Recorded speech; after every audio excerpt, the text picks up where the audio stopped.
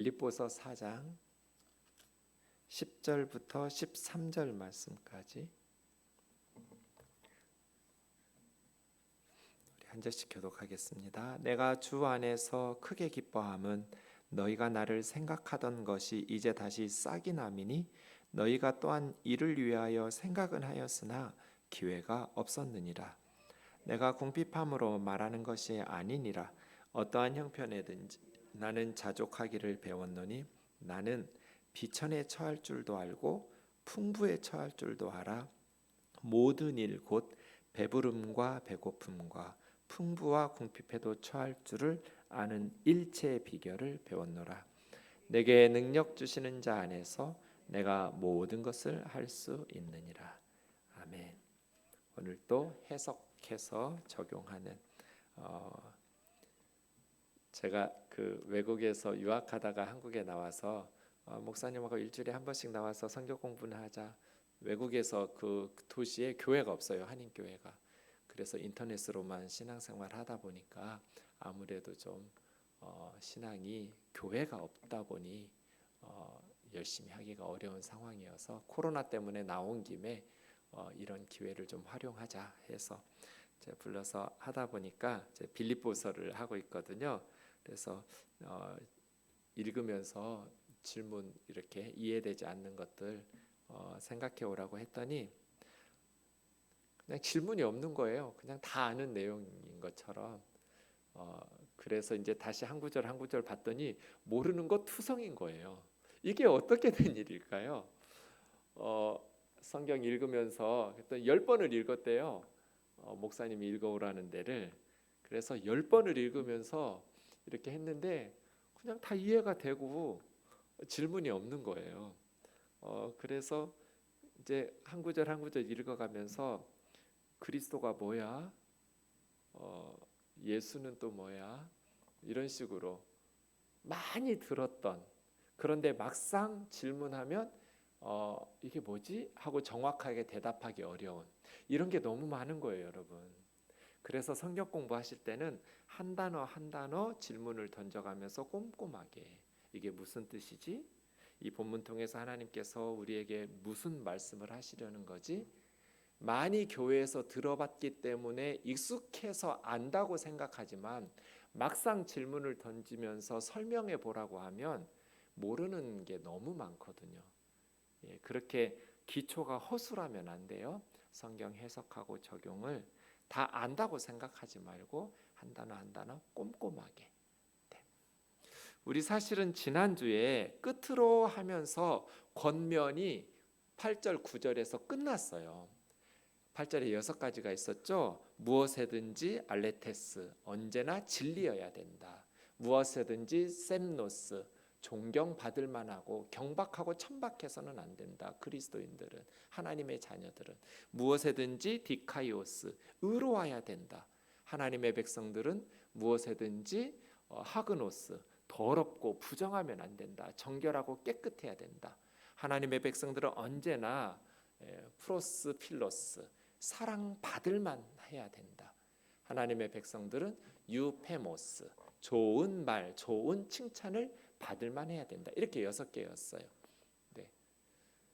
하나님의 백성들은 어디서든지 언제든지 항상 진리로, 그리고 정중하게, 진중하고 또 존경받을 만하게, 의롭게, 깨끗하고 정결하게, 사랑받을 만하고 칭찬받을 만하게 살아야 된다.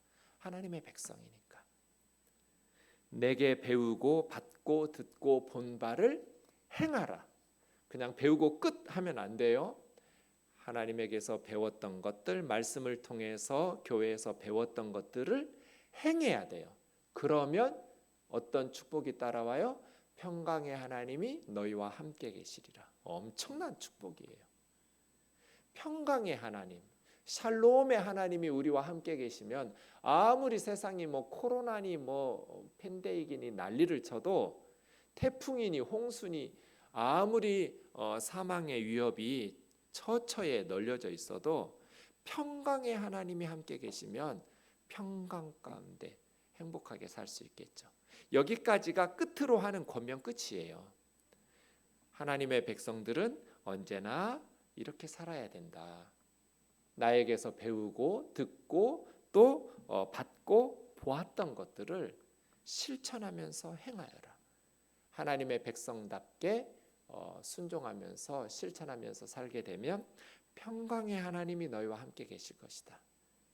그래서 빌립보서에서의 권면이 끝나고 이제 편지 마지막 부분에서 몇몇 가지 이야기들을 시작하는 게 오늘 본문이에요. 10절 보시면 내가 주 안에서 크게 기뻐함은, 바울이 다시 큰 기쁨으로 기뻐하고 있어요. 뭐 때문에 바울이 이렇게 크게 기뻐하고 있을까? 너희가 나를 생각하던 것이 이제 다시 싹이 남이니. 바울을 생각하던 것이 싹이 났다. 그럼 한동안 바울을 생각하지 않았고 있었다, 이런 뜻이잖아요. 다시 싹이 났으니까요. 그런 오해를 피하기 위해서 뒤에 덧붙이고 있어요. 너희가 또한 이를 위하여 생각은 하였지만 기회가 없었느니라. 그럼 이게 무슨 뜻이겠어요? 빌립보 교회 성도들이 바울의 선교팀, 바울의 선교 사역에 대해서 후원을 했단 말이에요. 지금 에바브로디도라는 사람을 통해서 로마 감옥에 있는 바울에게 성도들이 모아온 선교 헌금을 가지고 왔잖아요. 지금처럼 뭐 송금하거나 이럴 수 있는 세월이 아니니까 인편으로 직접 전달을 해야 되는데, 에바브로디도라는 빌립보 교회 성도를 대표로 해서 빌립보 교회 성도들이 모았던 선교 후원금을 바울이 전달받고 지금 이렇게 감사하면서 편지하고 있는 거죠. 너무 위로를 받았어요. 빌립보 교회 성도들이 그 에바브로디도를 통해서 선교 후원금 보내준 그 사건이 바울에게는 큰 위로와 기쁨이었어요. 주 안에서 크게 기뻐함은 나를 생각하던 것이 너희 속에 다시 봄이 되면 새싹이 나듯이 싹이 돋아났다. 그래서 너무 감사한 거죠. 그런데 빌립보 교회 성도들이 생각은 했었어요. 바울에 대한 마음을 잊어버리고 뭐 있었던 것은 아닌데 그동안은 기회가 없었어요. 어떻게 전달할 방법이 없었어요. 고린도에 1년 반 정도 있을 때 보냈어요. 빌립보 교회에서 후원금을. 에베소에 한 3년여, 햇수로 3년, 만 2년 남짓 있을 때 후원할 수 있었어요. 그런데 그 이후 바울은 예루살렘에 가서 체포당해서 감옥에 가이사랴 감옥에 한 2년 있었다가 그 다음에 배를 타고 오는데 배가 파손되고 긴 로마로의 재판을 받기 위해서 오는 여행이 한 1년 걸렸어요. 그러니까 빌립보 교회 성도들이 바울을 후원하고 싶었지만 마음은 있었지만 기회, 방법이 없었어요. 그런데 이제 로마 감옥에 있다는 소식이 듣고 한동안 있게 되니까 에바브로디도를 통해서 바울을 후원하게 된 것이죠. 이야기하는 거예요. 생각은 하였으나 기회가 없었느니라. 그런데 이제 다시 하나님께서 빌립보 성도들에게 그런 생각과 마음도 주셨고 방법과 기회도 허락하셔서 이렇게 에바브로디도 통해서 오게 되니까 그게 바울에게는 너무 위로가 되고 감옥에서 큰 기쁨이 되었던 거예요. 그래서요, 하나님의 일을 하려면 두 가지가 있어야 돼요. 하나님의 일을 하려면 뭐가 있어야 돼요? 생각이 있어야 되고 기회가 있어야 돼요. 그렇죠? 생각이 있다라는 건 마음이 있다는 거예요. 마음이 있어야 되고 또 마음만 있다고 해서 할 수 있는 건 아니죠. 기회나 방법이 있어야 돼요. 그래서 교회 리더들이, 교회에서는 마음이 있는 성도들이 이렇게 하나님의 선한 일에 동참할 수 있도록 방법과 기회들을 잘 만들어내야 돼요. 그래서 제가 여러분 추석이 되잖아요. 어제도 또 주민센터 복지과 분들이 우리 교회 와서 여러 가지 일들을 이렇게 같이 했는데요. 제가 이렇게 사고를 하나 또 쳤죠. 지난주일 설교하면서 제가 탈북자들 3만 명에서 한 3만 5천 명 사이인데 남쪽에 목숨 걸고 건너왔던 우리 동족 북에서 온 탈북민 세터민들도 우리가 감당 못하는데 어떻게 통일을 할 수 있겠냐 이렇게 설교했잖아요. 추석이 다가오니까 그런 생각이 드는 거예요. 외국에서 시집 온 다문화 가정이나 탈북자들은 명절이 더 쓸쓸하고 고향 생각나고 외롭겠다. 그래서 제가 물어봤어요. 우리 동네에 그런 탈북자들이 있냐고. 있대요. 그럼 몇이나 되는지 좀 알아봐 달라고. 다문화 가족이 있냐고. 있대요. 외국에서 시집 와서 우리 동네에 살고 있는 다문화 가족들. 그런 가정이 몇 가정이나 있는지 좀 알아봐 달라고. 그래서 알려달라고. 추석 되기 전에 뭐 교회에서 안 한다고 그러면 나 개인적으로라도 할 테니까. 근데 아마 우리 교회에서 할 거라고. 명절에 선물이라도 좀 하고 싶다고.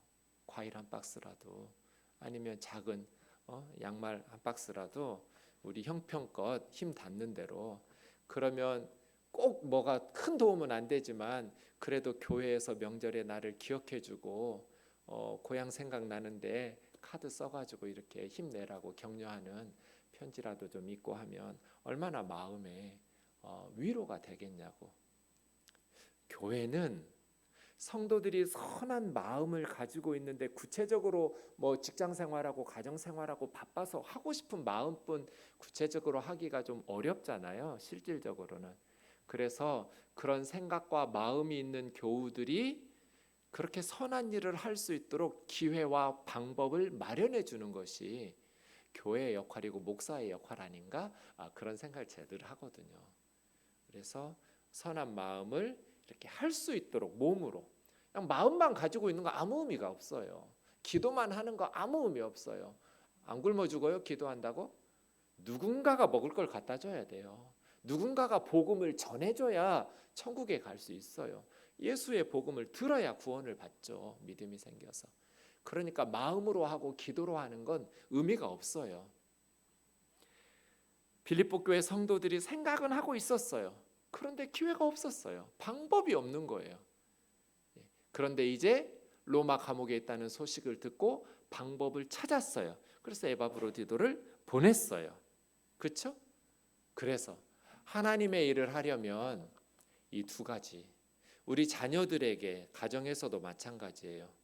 우리 아이들에게 마음이 생기도록 가르쳤고 기도하고 늘 그렇게 본이 되도록 부모님들이 훈육해야 되고요. 기회와 방법도 마련해 줘야 돼요.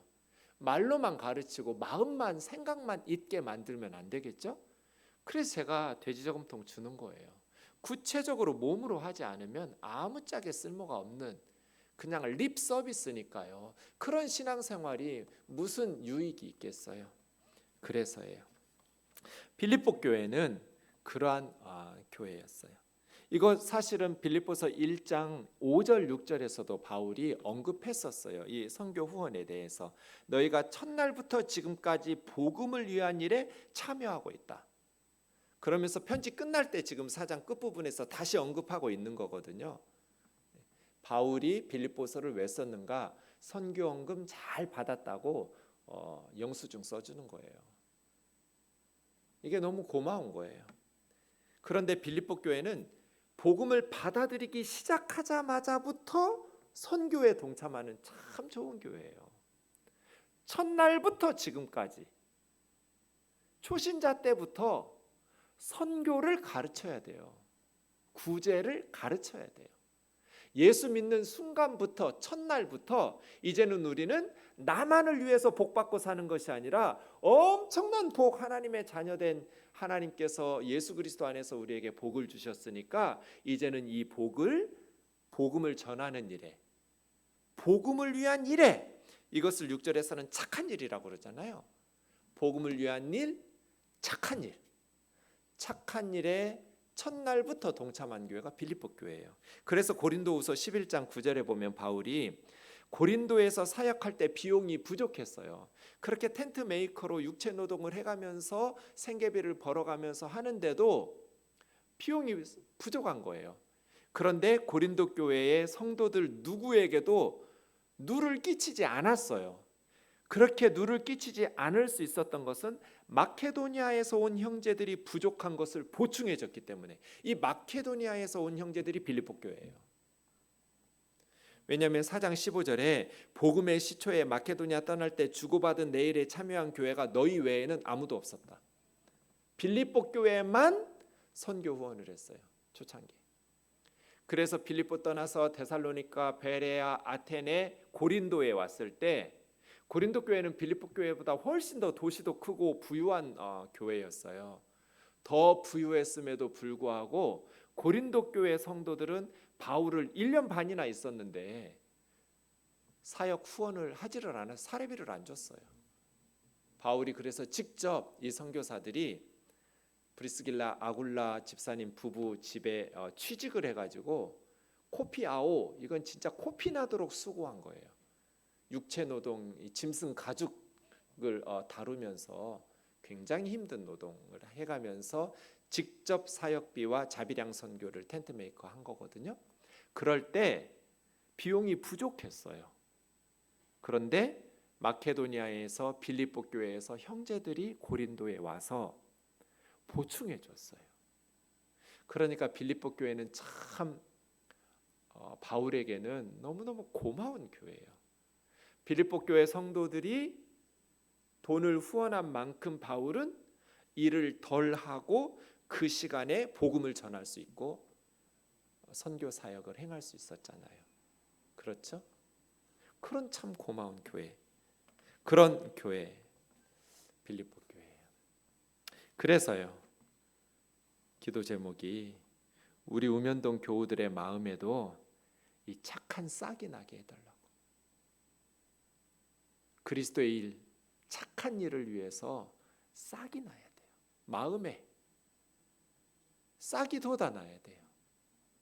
이것이 우리의 기도 제목이죠. 주여, 우면동 교회 교우들의 마음에 착한 싹이 나게, 주의 일을 위한 싹이 나게 해달라고 기도해야 돼요. 봄이 되면 싹이 나야 하잖아요. 우리의 마음에도 은혜의 봄, 은총의 봄이 찾아와야 돼요. 얼어붙고 이기적으로 불안하니까 더 쌓아놓고 이런 믿음 없는 마음에 은혜의 봄으로 따뜻한 햇볕이, 그래서 은혜의 봄이 돼야 돼요. 올해 제가 아주 기뻤던 소식 중에 하나는 우리 집사님 중에 한 분이 목사님, 교회 옮기고 나서 목사님 만나고 나서 내가 50 넘어서 처음으로 내 생일날 돈 딴 데 안 쓰고 그 돈으로 선교사님 후원했다고, 너무 행복하다고, 고맙다고. 뭐 한 거예요? 50 넘어서 모태신앙인데 처음으로 생일날 친구들하고 가족들하고 돈 쓰지 않고 그냥 미역국 끓여 먹고 그 돈 아껴서 또 딴 돈 용돈 보태서 선교사님에게 후원했다고. 너무 행복하다고, 고맙다고. 너무 행복했어요. 그 집사님 마음에 은혜의 봄이 된 거예요. 싹이 났잖아요. 주의 복음을 위한 주님의 일을 위해서 그 마음속에 싹이 돋아났어요. 우리 우면동 교우들의 마음에 이런 싹이 나기를 원해요. 이게 믿음이죠. 가끔 연락이 와요. 목사님, 우리 애가 돌인데 돌잔치 하는 돈으로 선교 후원하고 싶다고, 연결시켜달라고. 어디다가 어떻게 해야 되냐고. 그럼 선교국에 제가 연결시켜줘요. 은혜의 봄이 된 거예요. 싹이 난 거예요. 빌립보 교회 성도들의 마음에 싹이 났어요. 주 안에서 큰 위로를 받고 큰 기쁨을 누렸어요. 그러면 우리 무슨 생각하냐면 11절, 당연히 바울이 생각했을 거예요. 내가 궁핍함으로 말하는 것이 아니니라. 내가 후원 더 받고 막 돈 때문에 이렇게 기뻐하고 이런 거 아니라는 거예요. 사역자들이 돈 때문에 막 이런 거에 오해받는 건 굉장히 이렇게 가슴 아픈 일이잖아요. 기분 나쁜 일이에요. 주님의 사명을 감당하는데 돈 후원 더 해달라고 이렇게 너희에게 말하는 건 아니다, 요 얘기죠. 궁핍함으로 말하는 것은 아니라. 그래서 4장 17절에 보면 내가 선물을 구함이 아니요, 이렇게 또 말하죠.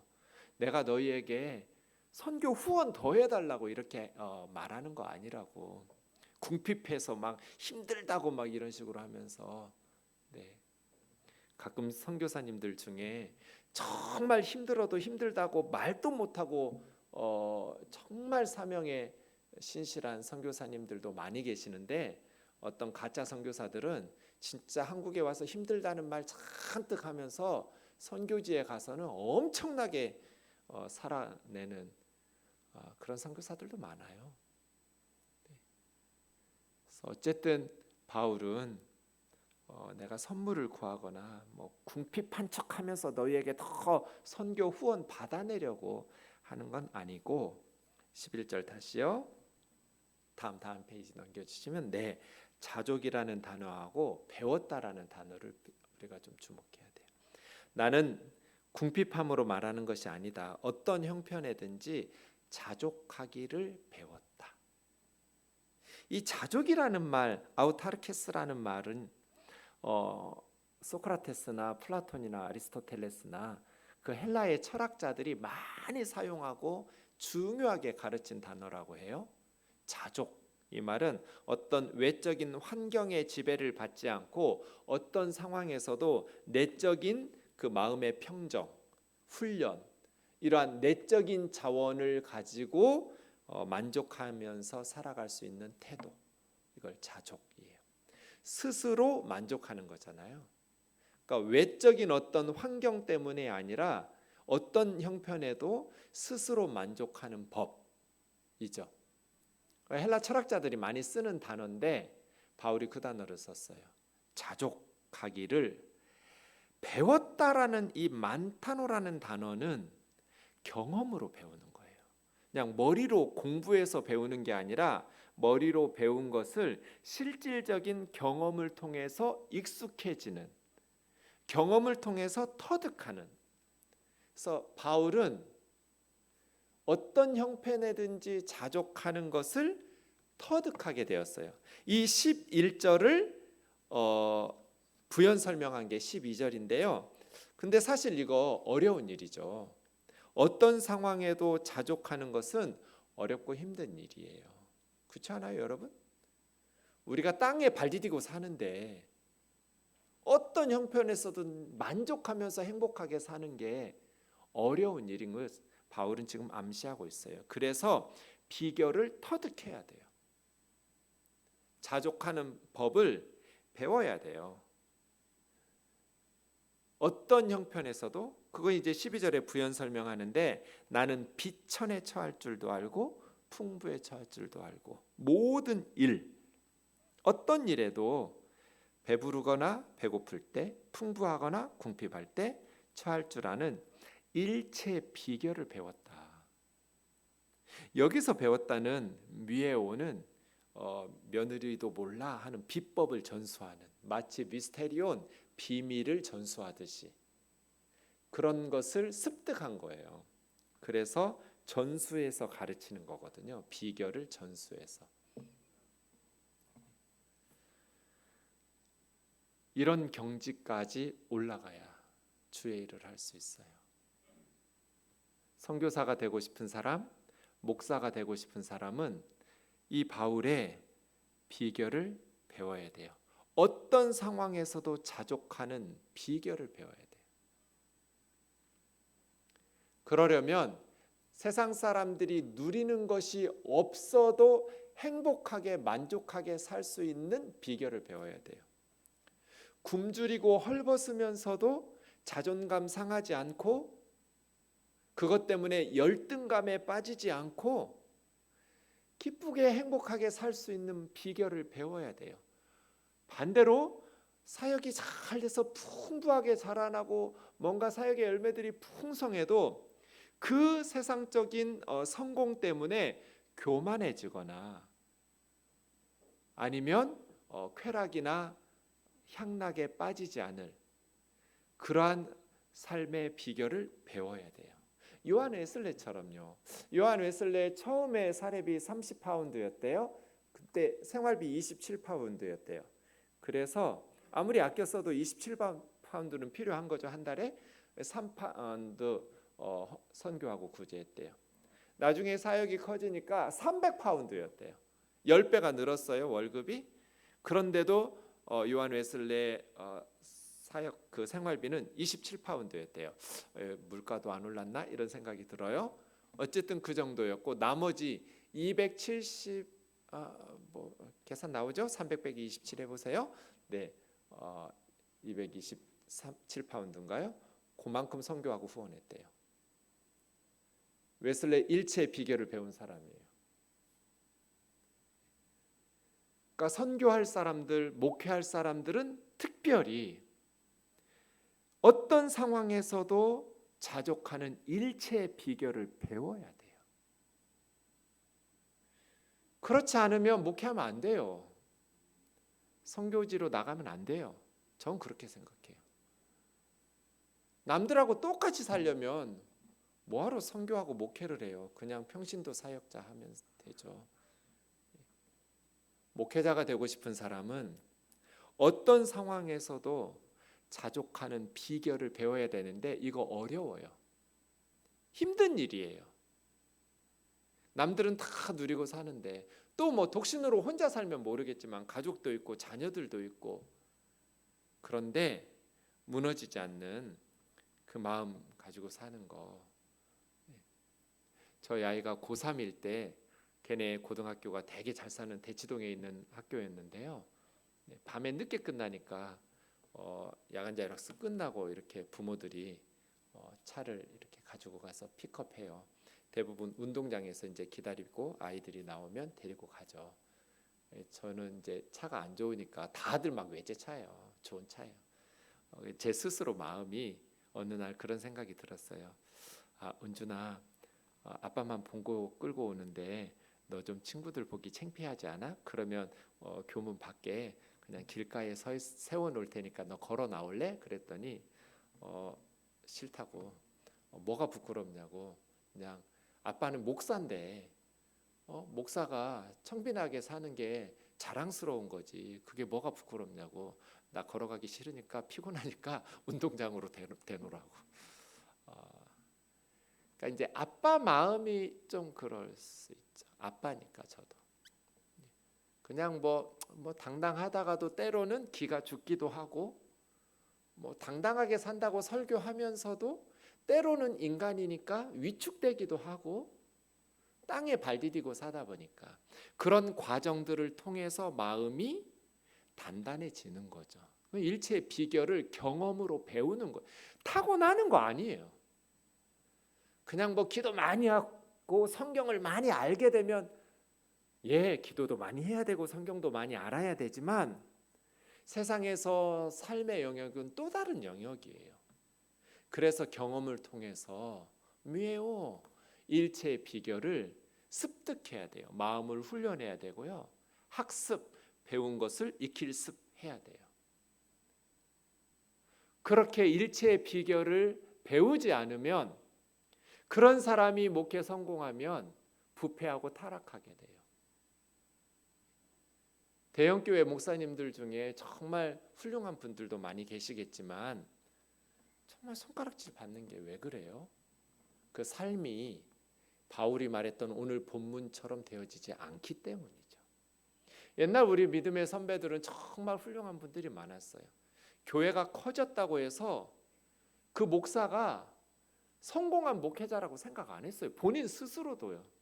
교회가 작다고 해서 그 목사가 실패한 목회자라고 생각하지 않았어요. 그냥 주님 사명 감당한다라는 일념으로. 그래서 어느 목사님들 그 신촌의 어느 목사님은요. 그냥 머리 깎는 돈이 아까워가지고 이발소 그런 게 귀찮아서 그냥 빡빡 밀고 목회하셨어요. 그냥 자기가 미는 거예요. 바리깡으로. 그런데 수천 명이 모이는 대형교회 담임 목사였어요. 그 목사님은 그 가난한 성도들 그냥 베푸느라고 자기는 거지처럼 살았어요. 이런 훌륭한 우리 선배들이 많았어요. 교회가 커서 자립이 되면 또 뭐 군에 면에 예배당이 하나도 없으니까 교회가 자기가 자립한 교회는 다른 젊은 목회자들에게 주고 나는 개척의 사명이 있다고 그래서 다른 시골로 가서 또 그냥 그 우상숭배에 5,000년 우상숭배에 찌들은 교회에서 그 마을 사람들 박해 받아가면서 눈물로 기도로 성령으로 능력 있게 교회들을 세워서 어느 정도 자립되면 또 교회 없는 면으로 시골로 마을로 들어가서 교회 그렇게 해서 10개, 20개, 30개 교회를 세우는 목사님들이 많았어요. 그때마다 자녀들과 가족들 사모님은 얼마나 힘들었겠어요. 이제 좀 안정이 돼서 살만하면 또 옮기고 이제 좀 안정돼서 사례비 받을 만하면 또 옮기고 또 옮기고 지금처럼 이렇게 천박하지 않았어요. 목사들이. 그래서 존경을 받았어요.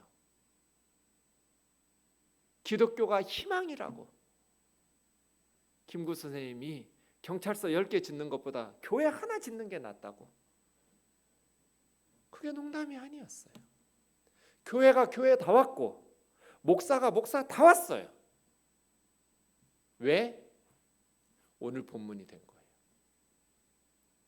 그리스도인들이 그렇게 빛으로 소금으로 세상 사람들에게 존경받고 그냥 립 서비스인 크리스찬이 아니라 썬데이 크리스찬이 아니라 진짜로 세상의 소금과 빛이 되는, 그래서 주님의 복음을 위해서 헌신하고 희생하면서 쓰임 받는 그러한 그리스도인이 되려면 일체의 비결을 배워야 돼요. 자, 목사와 선교사만 그래요? 여러분은 그러지 않아도 돼요? 똑같죠. 우린 다 같은 그리스도인이니까. 일체의 비결을 배워야 돼요. 그래서 하나님께서 내 사업에 복을 주셔서 형통하게 하시면 많은 선교와 구제를 하고, 우리 자신을 위해서는 검소하게, 삶과 생활이 검소하면서 베푸는 일에 검소하지 않고 인색하고 이러면 정신과 신앙이 썩어요. 그게 축복이에요? 그건 저주예요. 그래서요, 모든 그리스도인은 어떤 상황에서도 자족하는 이 어렵고 힘든 일을 습득하는 일체의 비결을 배워야 된다. 그런데 교회에서 이렇게 가르쳐요? 그냥 하나님께서 복 주셨다고 하고 세상적인 것들 취해 살게 하죠. 그건 복음이 아니에요. 살다 보면 힘들기도 하고 형통해서 성공하기도 하고, 성공했다고 교만하지 않고 마음 높아지지 않고 없는 사람 무시하지 않고, 가난하고 실패했다고 그래서 열등감에 빠져가지고 남 뒤에서 헐뜯고 깎아내리고 이러지 않는, 어렵잖아요. 일체의 비결을 배워야 우리가 예수님의 제자답게 살 수 있죠. 바울이 엄청난 사도임에도 불구하고 육체노동한 거예요. 이것이 당시에는 엄청나게 멸시받는 선생인 거예요. 육체노동을 하면서 가르친다라는 것은 진짜 지금은 참 훌륭하다 이렇게 느껴지겠지만 예전에는 너무너무 멸시받는, 무시당하기 딱 좋은 사역자예요. 어떤 선생이 육체노동하면서 가르쳐요? 어떤 철학자가? 그런데 바울은 일체의 비결을, 내가 그렇게 직접 팔 걷어붙이고 일하면서 자비량 사역한다고 생각하니까 남에게 손 벌리고 굽신거릴 필요가 없고 성도들 눈치 보면서 설교할 필요가 없어요. 자신 있게 하나님의 말씀 그대로 전하고요. 하나님께서 어떤 상황에서든지 많이 풍부하게 해주시면 더 많이 구제하고, 가난하고 궁핍하면 그냥 궁핍한 상황 속에서도 기뻐하면서 행복하게, 그런 모습을 목사들이 보여줘야 돼요. 성도들에게. 세상의 것이 있기 때문에 행복한 것이 아니라, 성공했기 때문에 행복한 것이 아니라 없어도 자족하고 행복한 삶의 모습, 신앙인의 참 모습을 보여줘야 돼요. 그 비결이 13절이에요.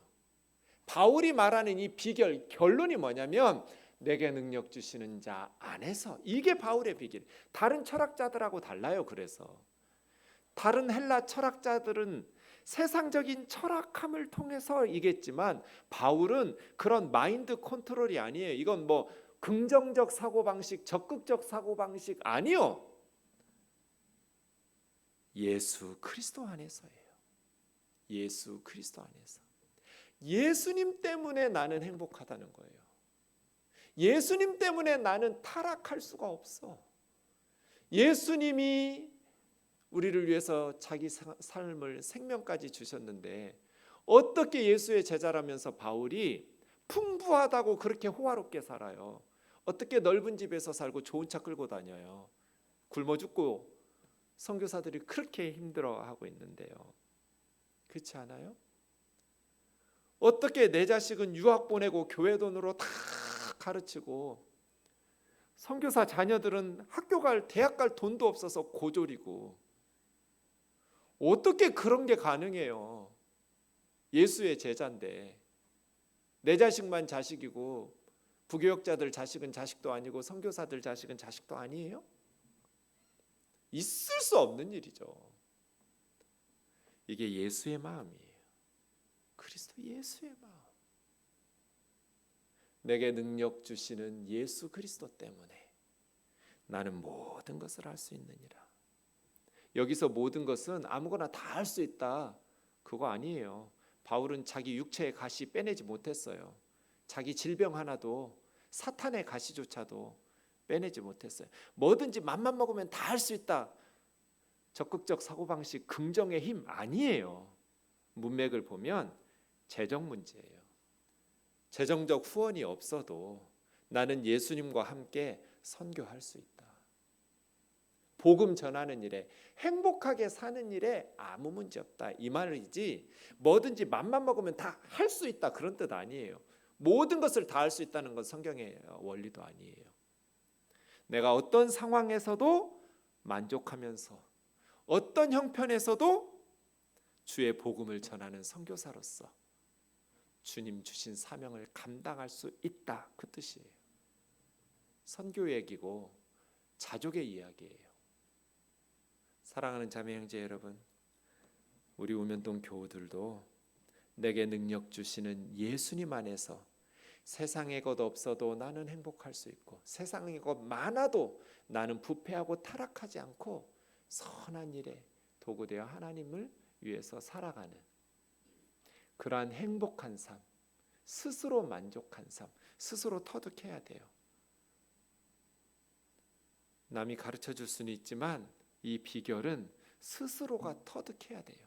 삶의 비결을 다 습득해서 언제나 우리가 행복하게 살았으면 좋겠습니다. 그러면 어떻게 되냐면 이런 노래를 부르게 돼요.